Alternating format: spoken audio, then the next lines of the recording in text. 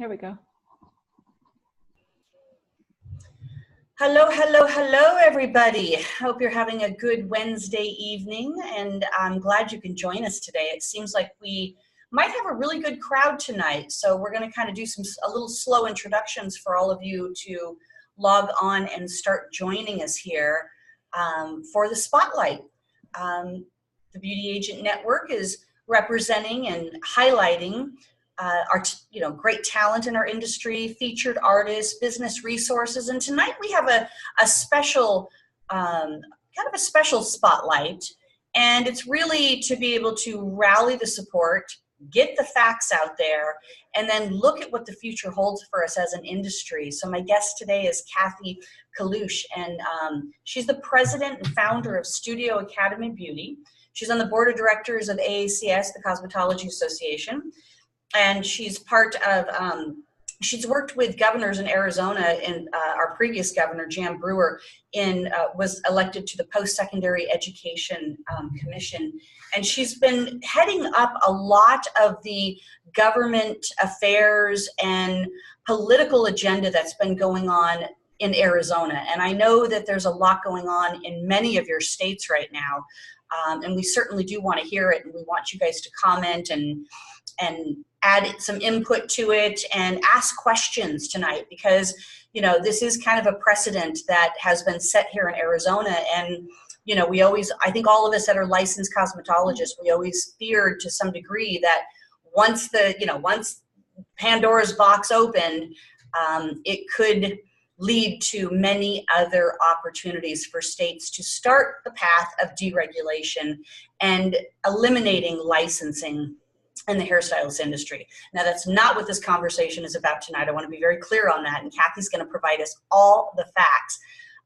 But most importantly, we need to look at what's going on right now, what are the facts right now, and then, of course, what's happening, what's potentially could be happening in the future, and how we need to continue to support where we all stand in regards to licensing across the United States. So I'm going to turn it over to Cathy, and I'm going to start paying attention to Facebook posts, questions that people are asking, comments that you're doing.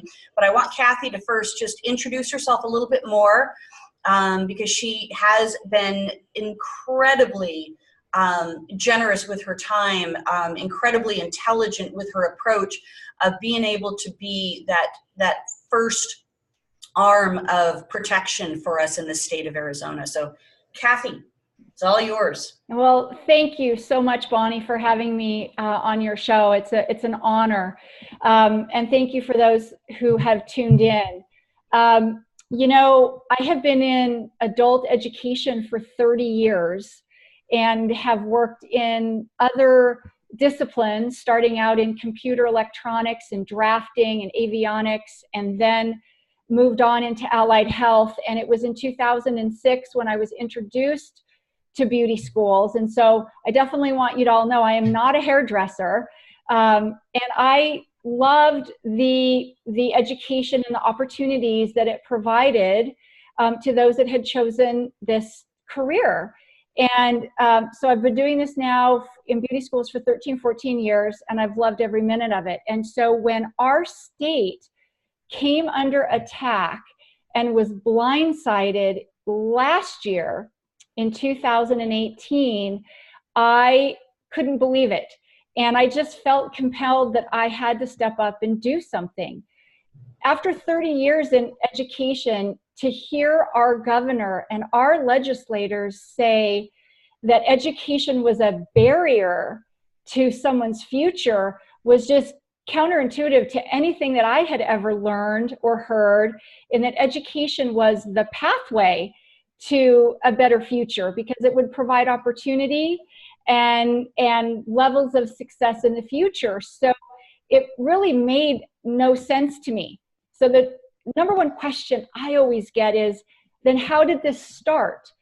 If you go back to the 2018 State of the Union address from President Trump, we all cheered about 20 minutes in because he said, we need to support vocational schools. He was recognizing that the traditional four-year universities and community colleges were not really providing viable education for people to get good jobs. And so he was definitely promoting the trades. And he said, let's build more vocational schools.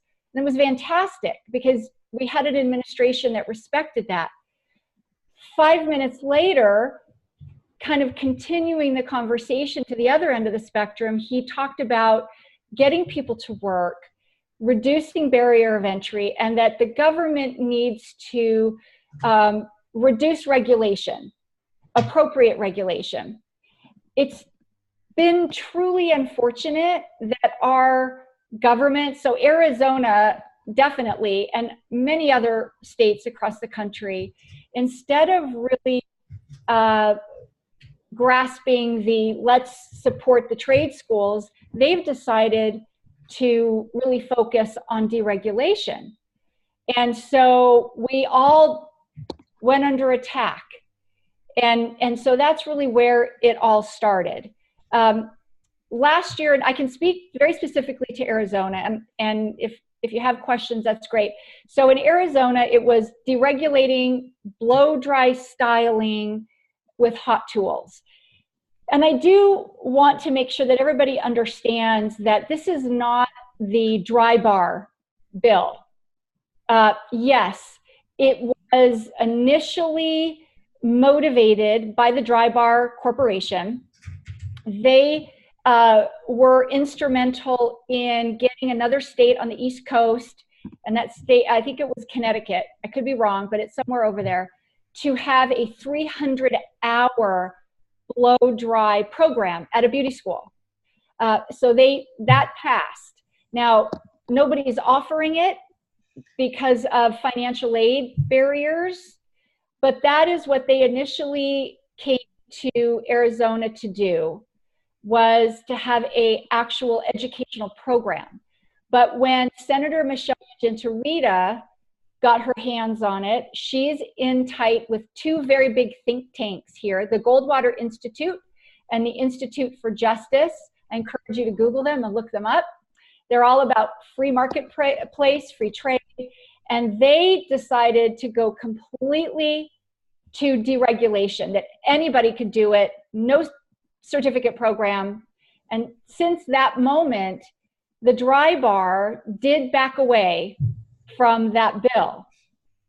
And every other blow dry establishment here in the state of Arizona. But the governor and Senator Gentorita both got on the bandwagon, and that is what they wanted to push through. Last year, we were successful. We were able to defeat it. We had two very key House members that have ties to the industry.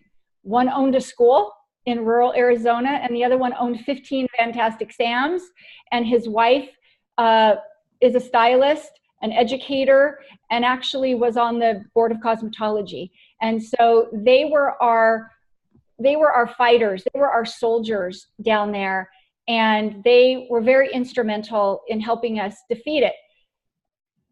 Also, we rallied here in Arizona. We put out the rally cry. We said, you have to show up, you have to send letters, you have to send emails, you have to call.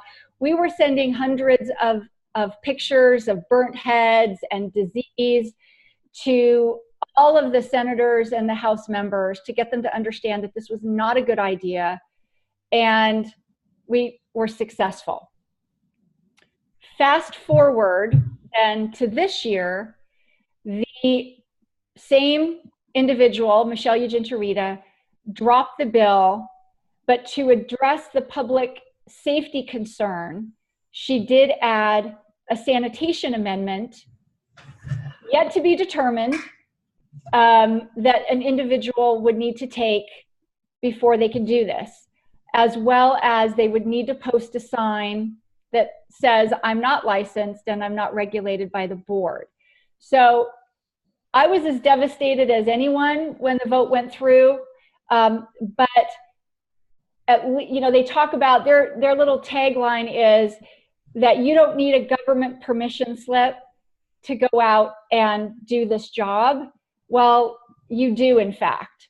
The Board of Cosmetology has to come up with the sanitation class. It was discussed in the Republican caucus between 30 to 40 hours, which is about a week. On the debate floor, a representative who owns salons mentioned 80. It's probably going to be the lower number. And so people that want to do this are going to have to invest their time, a week of sanitation classes, and then they have to post a sign. So it is a deterrent to it. And so I kind of hold on to that as a way to protect my ego and that we lost the vote, that they still need a permission slip, and it is still regulated.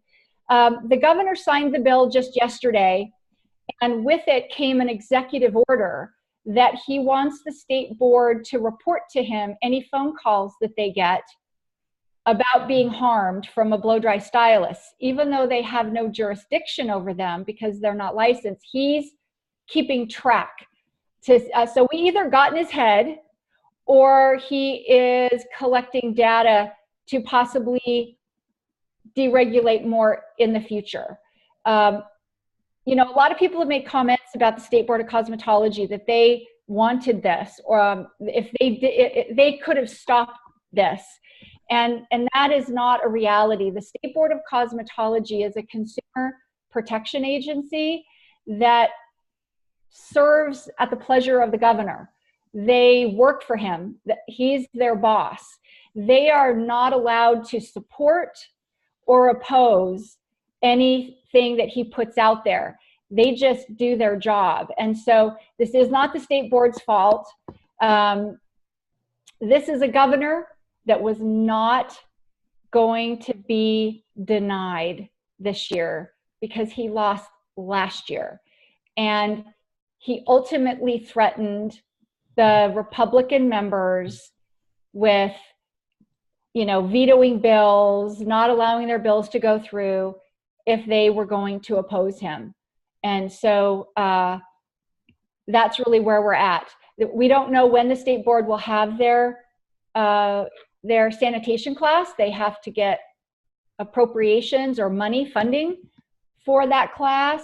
They have to find somebody to write the test, teach it. They have to find a place to teach it. They have to figure out how they're going to get up into the rural parts of Arizona. They have a lot to figure out. Yeah. So it's going to be months, several months, I believe. Months before this can be in effect. Yes. Because there is that addendum to it that says you have to do some type of sanitation hours. The Arizona State Board of Cosmetology is responsible for that fulfillment of it. So they still have to put all of that together. Cathy, well, can we just repeat now that we've got a few more people on here? Yep. So this is a blow-dry bill that passed into law in the state of Arizona, and it says that anybody can get a job doing what? So anybody off the street can shampoo, condition, blow dry your hair, use styling products, and use hot tools, a curling iron or a flat iron. They are not allowed to cut or color or perm or use any kind of chemical. And so it is blow dry style with hot tools and the shampooing and conditioning. That is what was deregulated. So it's not the entire license. Yeah. So, and I know some people, because I've seen a lot being posted, you know, with some of the news that's been going out. And I just want to make sure that everybody is aware, the license did not get deregulated. Cosmetology license did not get deregulated in Arizona. A blow-dry bill passed into law. And we got a couple different ways to look at this. You know, I mean, last year when we were fighting for this, you know, sanitation, dealing with diseases, things like that were a big foundation that we were trying to fight with. Those were the tools that we fought with. But, you know, I mean, I think that all of us as hairdressers would all agree that blow drying and just styling hair all day is like a really difficult part of the job. Right. That's a lot of work. There's a lot of work in just shampooing and blow drying all day long. So And we also understand that there is a skill set to that. Like now anybody that goes to work has to be trained. I mean, they're just not going to walk in and know how to manage, you know, a client from start to finish, from a shampoo bowl to, you know, finishing the hair with whatever that is, because, you know, this blow dry thing could include updos and braids. And so I still see a lot of problems that, and possibilities that these locations are not going to hire non-licensed people. Oh, Bonnie, without a doubt. One of the things that I put together last year and got a few more letters this year was I went around to salons, big and small, franchises, local, salon suites, rentals, and asked them, would you hire anybody that hadn't been trained to blow dry style hair? And I mean, across the board, it was 100% no, because, you know, they're, as you just mentioned, they're not trained to do a client consultation. Is their hair color treated? Are they on any kind of medication? You know, do they know how to put a neck strip on? You know, one of the things that I tried to educate the lawmakers on is understanding structure of hair. And even shampooing, they say, what's the big deal? They were talking about a shampoo bottle says, wash, rinse, repeat. How hard can it be? Well, you put that in a commercial setting with shampoo bowls where you have to lay somebody back. I know that in our school, we have to teach them how to do that, especially with our elderly clients, so that you don't cause a stroke, right? And these are the things that the legislators were not aware of. Yeah, and so the salons were right there with us. Number one, they don't have time to train. They're trying to build their business. And number two, they can't take the risk and liability. They can't get these people insured. So the job creation is a false narrative. Sure, there's going to be a small percentage of salons that do it, but it's going to be so small that there's not going to be 5,000 new blow dry stylists out there. No. And I'm going to play both sides of this as many times as I can based on some of the feedback that I've been hearing from industry. You know, there are states that that are set up to apprentice. So you can hire somebody off the streets and you can train them to do these things, and you can have them be an assistant. And you can, you know, like in the state of Georgia here where I'm at now, you know, apprentice is legal. So there are those opportunities that are already available in areas. The concern is that, like you said, and this was a really good point that you said, Cathy, businesses are in the business to do business and make profits and run their businesses, not train. Beauty schools are designed to be able to train. Businesses are designed to be able to be profitable entities. So now you've kind of mixed this up here where even if, you know, these blow dry locations do hire out, they're then responsible for all that training of how to do updos and styles. And again, these are not our favorite things to do as hairstylists. Right. So yeah. I was going to say, you bring up a great point, because there is another bill that will pass, and it is the apprenticeship bill here in Arizona. Which we as an industry, we did support, because we do know that there are people that live in areas in Arizona where there is not a school readily available, and it's typically a family salon where they will train. So the difference between apprenticeship is that those apprenticeships, the apprenticeship mentors are typically approved by the state board. Here in Arizona, it will be by DES and state board. They are given accountability for teaching things. They have some sort of an outline to teach similar things as in a beauty school. That is very different than just hiring somebody off the street to blow dry style. It's not a teaching situation. Exactly. So there's some comments coming in. Can we grab a couple of these real quick before we move on? Bet. So Yvonne, hello Yvonne. So she says it's not regulated by the state board after they get a sanitation certificate. So who regulates them that they are in compliance? Yvonne, great question. We raised that at our committee hearing, and it got brought up on the very hot debate that lasted over 2 hours on the House floor?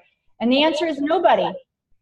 That it becomes like any other type of business, where if there's a problem or a concern, you get a lawyer, and it's worked out in the judicial system in small claims court. And as I explained to several members, that at the end of the day, this is a minimum wage job or less than minimum wage job. And these people are not going to be able to afford to hire lawyers to defend themselves. Yeah. And so it just gets really squirrely and muddy, and it's unfortunate. But yes, at this point, there is nobody to regulate these individuals. Now, if a blow-dry stylist is hired by a licensed salon, the salon will be inspected and regulated, and that salon owner then is responsible for that blow-dry stylist. Employee or... Yes. Yeah. And so that's never a good situation. If they open up their own place, it's like opening up a clothing store. A business Nobody license. checking. Yeah. So Brenda's got a great question here, and I'm curious about the answer too. Braiding and lock-in braiding and extensions, where is that in relation to Arizona? So natural hair in Arizona is deregulated, as well as the threading of the eyebrows and makeup. So blow-dry styling is not the first service in the beauty industry that's been deregulated. And so that is the concern, that it started a few years back with natural hair, then it was makeup, then it was threading, now it's blow-dry styling. And even though they told us they weren't going after any more of the license because they recognized the chemicals and the cutting, I don't know what to expect. I know that it is a national trend right now in many other states, where Georgia just deregulated the natural hair, and there's other states that, I mean, that's like the tip of the iceberg. Yeah, I mean, to some degree that makes sense, you know, because of the diversity here in our state. But again, it's, you know, these are all slippery slopes as you kind of progress, because that means that people can open up businesses and treat it as a business. And people, I think the consumer then is where we need to say consumer beware. They might be assuming that they're licensed to practice, but they don't own a license. Okay, we got a couple other questions here. Penny, who are the prospective employers for this group? But I'm not sure what group she might be referencing. Do you? Well, probably blow-dry styling or natural braiders. That's, you know, we mentioned that earlier, that so I have 3 beauty schools here in Arizona. We conduct 6 career fairs a year. We have all kinds of employers, salons that show up. I know other school owners that do exactly the same thing. We have a wide net of salons that we work with, and not one of them have said that they would take on the risk and liability of hiring an unlicensed person, because they also would not be able to continue to charge the price point with someone that was unlicensed. And so Governor Ducey continues to say that we're going to put people to work. Arizona's open for business, but yet I don't know who's going to hire them, minus maybe a couple of salons that might put something together and have a few mentors. But the vast majority of salons have said they will not hire unlicensed people. And Charla, she made a good comment here, and so I'd like you to touch on this. Consumers need to be advised that they enter at their own risk, but there is a caveat to that bill that just turned to law, that there has to be some informant of that. Yes. So one of the amendments to the bill was you have to post a sign that says that you are not licensed and you're unregulated. And so, you know, in a salon, I don't think a licensed salon that has other licensed people are going to want to then put a sign up that says we're unregulated and unlicensed. That would hurt their credibility. And then even as if you're an individual that opens up their own place out of their house to post a sign, and then of course the next question is, well, who's going to check? I asked who's going to be the sign police. I asked Senator Eugentorita, who's going to be the sign police? And she was like, well, the State Board of Cosmetology. And the state board said, not us. If they're not licensed, we have no jurisdiction. Right. We have no jurisdiction over that. So the verdict is still out. There's nobody that's going to check on it. And so it just, you know, a can of worms is opened here.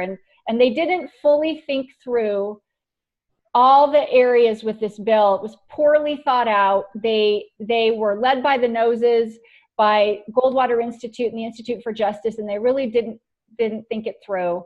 And so, yeah, it's very unfortunate. There's not going to be a whole lot of oversight for these people.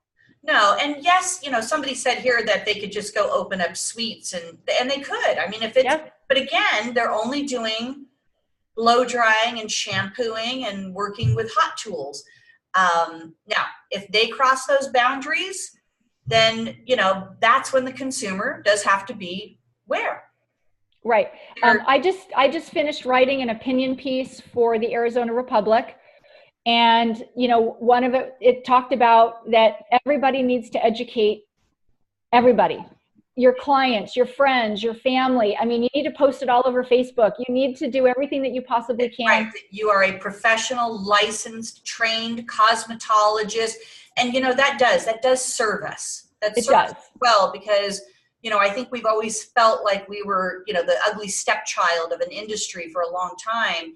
And, you know, now we can start putting it out there and making sure that we're creating that emblem, that label to us that says we are. Here's one more. If someone owns a blowout bar and isn't licensed, do they have to tell the public? Yes. Yeah. I mean, if they are not licensed, if you're going to blow dry style at all, you have to post a sign that says you're not licensed and you're not regulated. Yeah. And yes, Steve, exactly. He just confirmed that hairstylists need to make sure that they're adding words that they're educated, licensed, yep. To all their media. Because, you know, again, this is, it's here, it's live, it's true in Arizona. And you guys know how this works. It's going to start flooding across the states. And, you know, part of what I wanted Cathy to also talk about too, as we kind of sort through all these questions is, you know, what's next and what can we do in order to salvage the license? I think we all see that, yes, this is detrimental and it does affect us, and it does look like there's this path of deregulation kind of being paved.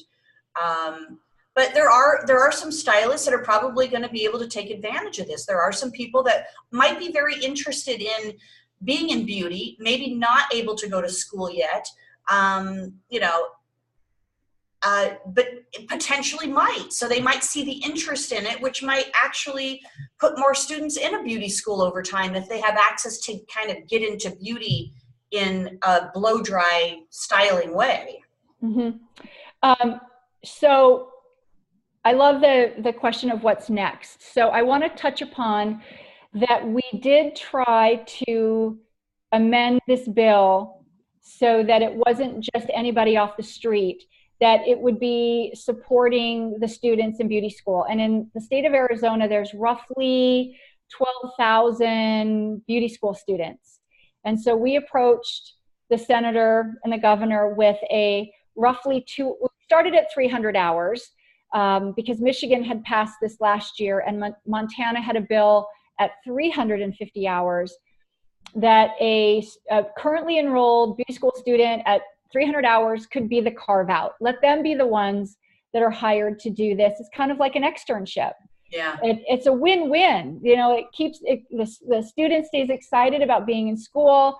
They're trained already in sanitation and structure of hair, and they can do the blowouts while the salon person is doing the cutting and coloring, and so they're growing their business. And then it's a win for government because it reduces the barrier of entry, but it's just narrowed down to students. And why wouldn't you want to support your students?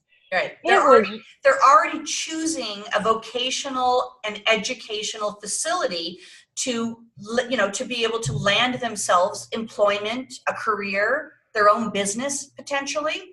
Right. That's enterprise right there. That's commerce. That's what we're trying to achieve. Right. Well, it was rejected strongly. And so that went away. And of course, then we were fighting to, not have it pass. And so, where does this lead us in the future is really, we talk about the stylist branding. I think it's a very, very, very important point that you brand yourself as that licensed individual. We have to be smarter and more clever than the people trying to push us down. And so you take a bad situation and we have to turn it and make it work for us. And so that's the first thing. The second thing that is critical, is activism. Listen, I never wanted to do this. This was not on my bucket list to go fight the governor of Arizona. I had never even been to the Capitol building until last year. I was busy doing my schools. But I knew it was going to take a loud voice to get them to pay attention and to educate them. And so now that this has really become a national trend, no matter what state you are in, you need to find if there's a state association. Arizona's trying desperately to start one, but they're not getting any traction. And they've been working on it since last year. And last year we had over 100 people show up to a committee hearing. This year we had, 10 to 15. I couldn't get people to come. And then when it passes, right, social media blows up about how this could happen. You have to get involved. You have to get involved. You have to educate. Legislators, I don't care if they have a senator title or a representative title, they're just people. I mean, they're teachers, they're realtors, they are t-shirt makers. There's a couple of doctors, computer software engineer, former railroad union guy. One guy owns a restaurant. They're just people. Mm-hmm. But they saw something that wasn't fair somewhere in their life, and they decided to run for office. They're typically very nice, very approachable, but because you put the term senator, a title in front of them, people get intimidated. And so I would say get over it and call them, email them, and try to get in front of them to educate them about our profession. And if something goes down in your state, you got to figure out, if you have appointments, you got to cancel some of those appointments. Listen, I'm someone that gets my hair done, and we want it done when we want it done. But if our industry is at risk, you have to reschedule and you have to show up, because what happened in Arizona is due to a lot of complacency. Now, there were some fantastic people that were working hard, but it was not the masses.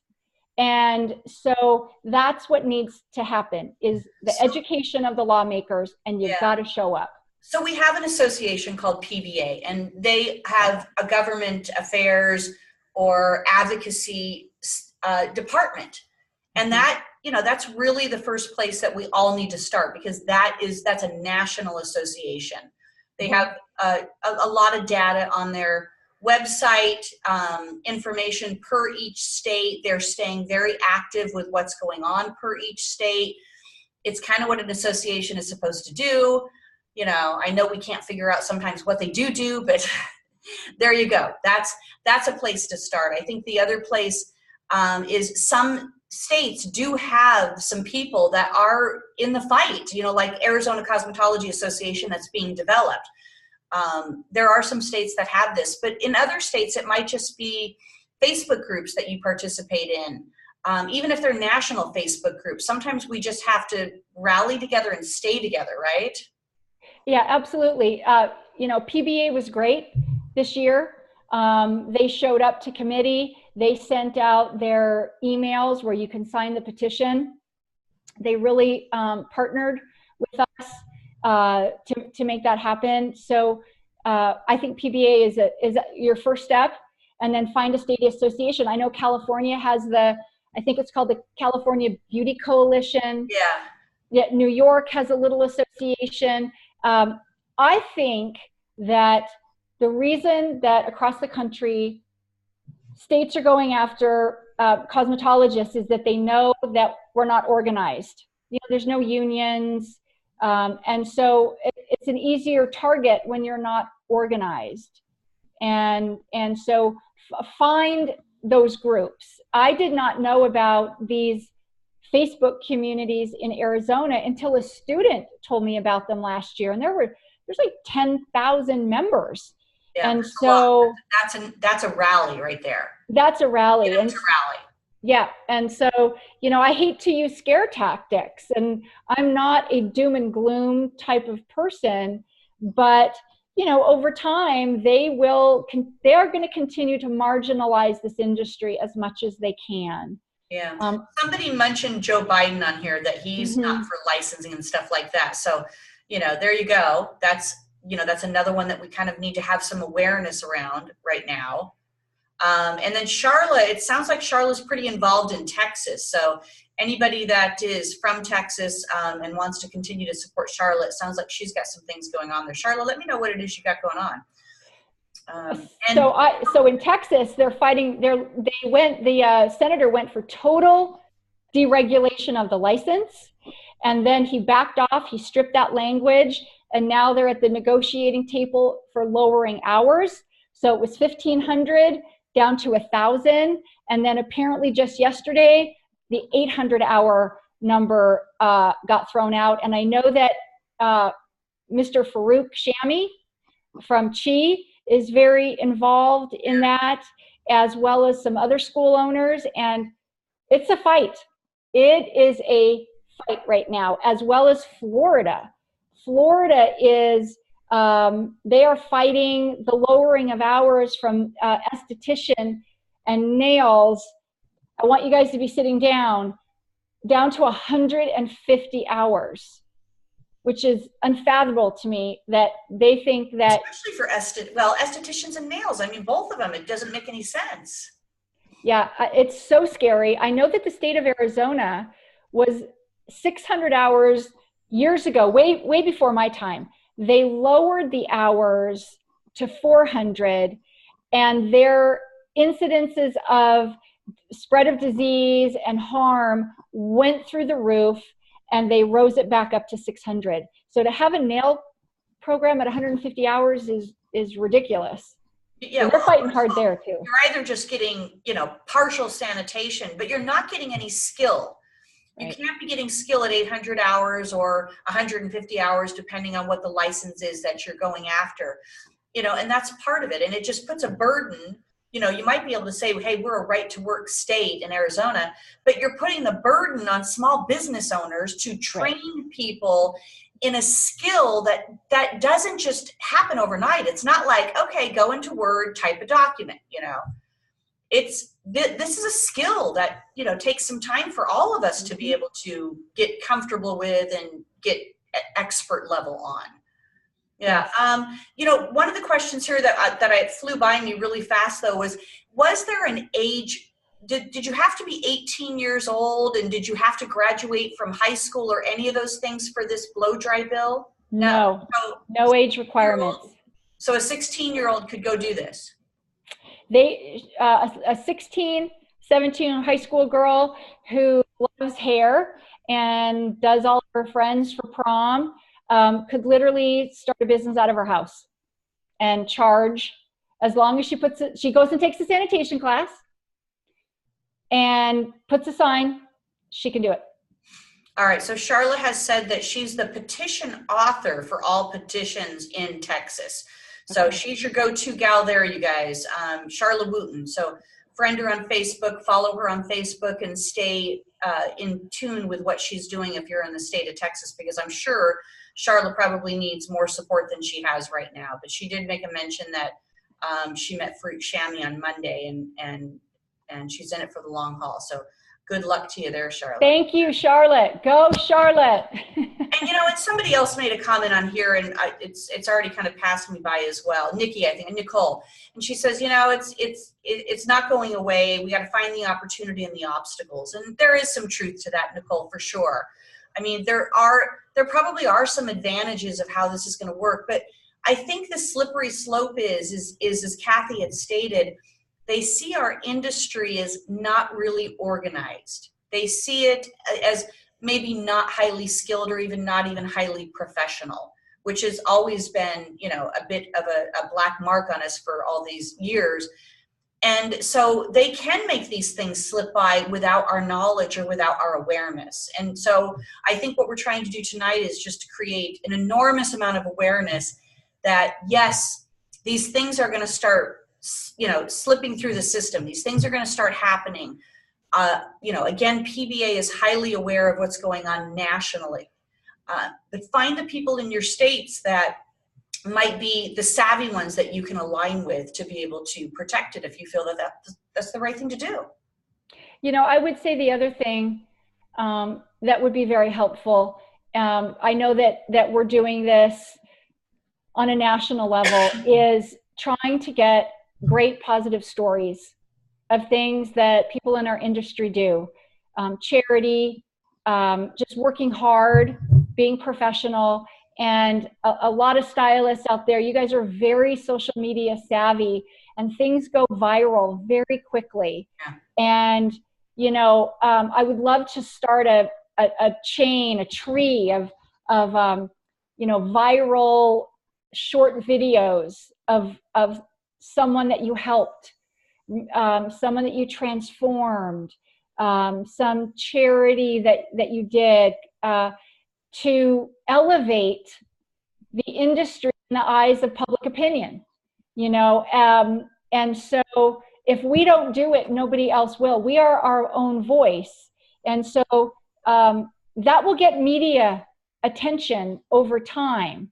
And I think that would be very helpful. And if it's coming from all over the country, then people are going to start to say that cosmetology, because I get this all the time owning beauty schools, is that this is a career of default, not a career of choice. And all of you hairstylists out there know that you chose this. Yeah.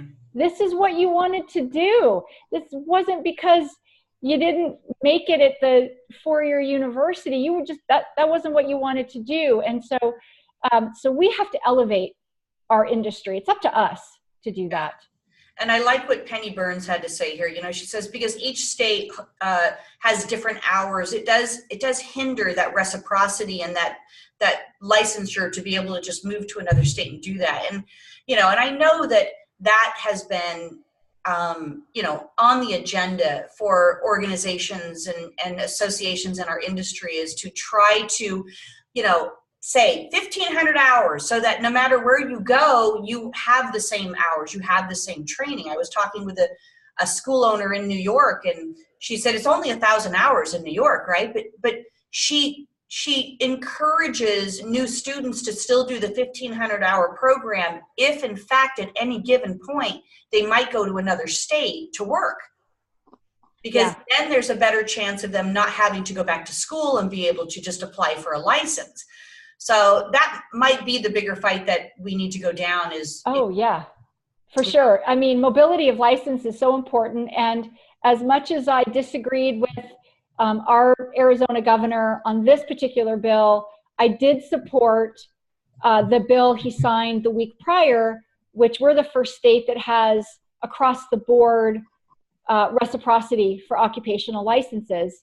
And now the State Board of Cosmetology in Arizona already had reciprocity, so we were already one step ahead.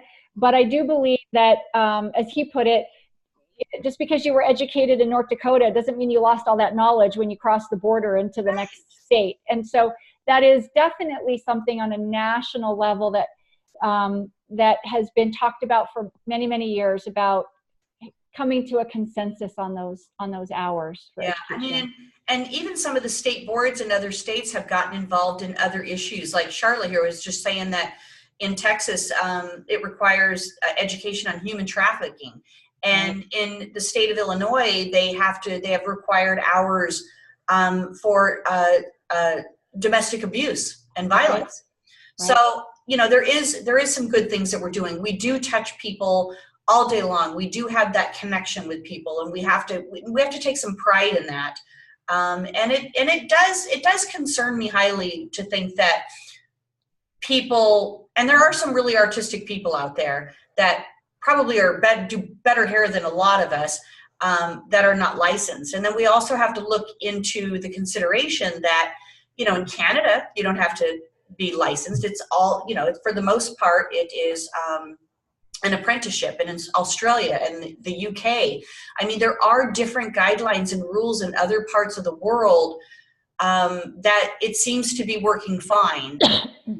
But here, licensing has been the standard. And so I think it's just fight to keep it.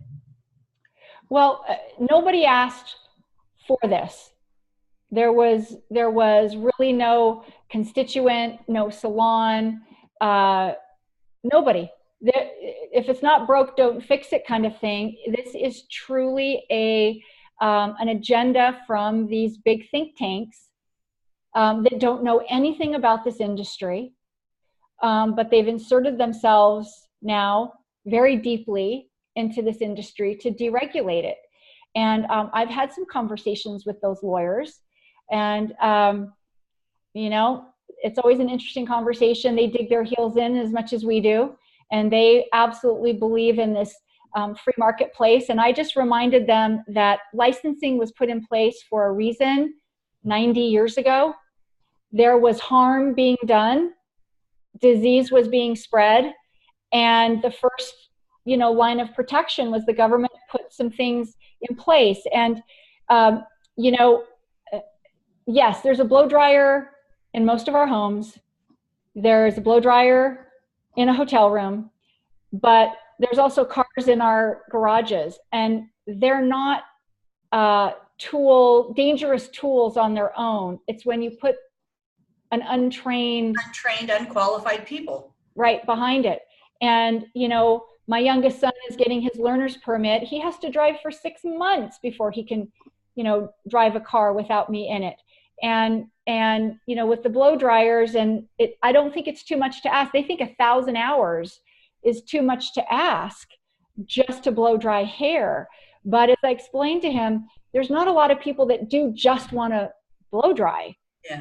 They want the full portfolio, and that's where education, the bigger conversation of education becomes an important part, that you want to set people up for a lifetime of success, and it's not just blow dry styling. And so we want to give them more opportunity, and that's what drives economy. They pay their taxes, and they're going to make more money. They're going to spend their money in the local economy, and that's how you continue to drive economy. And so but they've got it in their mind. It's a philosophical viewpoint, and so we have to continue to not give up and continue to educate and fight for it.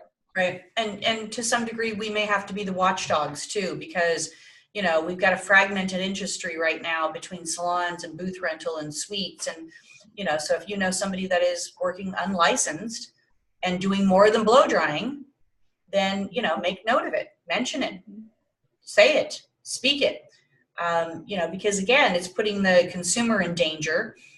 And what we don't want is our industry getting slammed on the news because people are like the pedicure thing that came across the live here just a minute ago, an infection from getting a pedicure. And in fact, we've heard all these nightmare stories. Yeah. So we do have to protect ourselves, but we also need to make sure that we're somewhat of the watchdog too. So right. If anybody has any last minute questions or comments, please put them in right now, but I'll let Cathy kind of do a little wrap up here of and thank you, first of all, Cathy, before we even end this. Thank you for all that you've done, the diligence that you put into it, the commitment that you've had to being not just doing it and putting time into it. You've had to educate yourself on how all of these systems are working in government in order to continue to keep up with it and protect everybody in Arizona. So thank you for all that you've done. And for anybody that's online with us right now, and if you take on a role like Cathy has in protecting your state, thank you. Yeah, definitely. It's a lot. It is a big learning curve. I learned a lot from last year, and I learned more this year. And but I've also made some friends down there as well. So as this continues to go, I have people that I can call upon, and there are some people down there very, very supportive of our industry. I guess at the end of the day, we are where we are, and this is our new reality. Yeah. And I would say that we need to keep our emotions in check. Being emotional does not advance our agenda. We need to stick to facts. I think facts are very, very important. Remaining professional, and educating everybody and don't be afraid. I mean, the circle of friends that I have, I'm always talking about this with them, and because it's been the most important thing in my life. And so talk about it, educate, don't be afraid to go and testify at a committee hearing. I know there was a couple people here in Arizona that were very nervous. I gave them some pointers, because you only get 2 or 3 minutes, write it out, you got to practice, and then you just go. And the committee members are usually very, very nice. So we have to stick to a message, which is anybody in the beauty professions, whether you're an esthetician, you're a nail tech, you're a makeup artist, you're a hairstylist, cosmetologist, I don't care what it is that you do. You need to be proud of your profession. You chose it. Whether you work part-time or you work full-time, that is irrelevant. And it's up to us to tell our story. And start branding it. Start branding that you're licensed, because I promise you the clients and the consumers are going to start asking. And it's like, oh, I thought everybody needed to be licensed. Mm-hmm. And it's like, well, there are some states that are, trying to deregulate it at this point. And then listen to what the clients say, because I bet you they're going to say something like, oh, I would never go to somebody that's not licensed. Mm-hmm. And that's the power. That's the impact that we can start to have together here. Yeah. So thank you guys for all the comments and the questions, and and we hope that we got some good information out for you and some facts on what's happened here in Arizona and what's going on elsewhere. And Cathy, how can people find you and stay connected with you as well? You can find me on Facebook. You see my name there, the Cathy Koluch. I don't have Instagram and I don't have Twitter. I'm an old lady, so Facebook is all I can handle. And so please reach out to me, send me a message if you have a very specific question or comment. I think that the more we communicate and we keep the conversation going, the better. I think that we need to think outside the box as we continue this fight and work together. Yeah, absolutely. And I want to thank Alan Benfield Bush and Vince Puzzle. Oh God, Vince, I'm going to chop up your last name here. I got to look at it to say it. And I even have an Italian last name too. Anyway, I want to thank them because they're hairdresser to hairdresser advice, and they let me come on here and do these spotlights and feature artists and talents and educators and share messages. So I really appreciate you guys giving us the platform to be able to share this broadly tonight. And I'm sure we're going to get a lot more views as we progress here. So we're going to sign off, you guys. You can find me on Facebook and Instagram at Bonnie Bonadeo in any one of those areas. Follow me on my personal page, or you can like my business page, because I think I'm at my limit for people at this point. But give me your, let me know what else you want to see on the spotlight. Let me know how you feel about this. Let me know what's going on in the state too, because I think that that's interesting, that we can continue to rally support and make sure that we're sticking together and getting the word out. So all the best to you. Thank you, Cathy. Thank you so much. And you guys all have a great evening. We'll talk to you soon. Okay. Bye-bye. Good night.